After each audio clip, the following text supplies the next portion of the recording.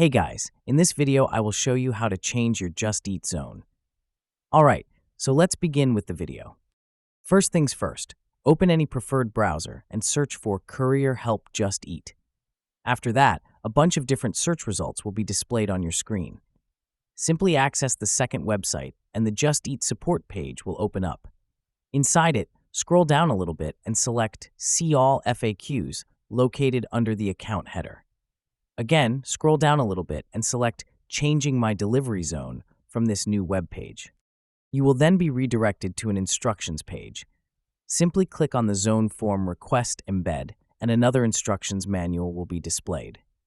You just need to read all of the mentioned regulations and then just enter all of the required information along with the change zone of delivery, like email, where you want to deliver, and reason of changing zone, and then submit it. So that's basically how you can change your Just Eat zone. So that's all for this video. Consider subscribing if you find it helpful, and I'll catch you in the next one. Thanks.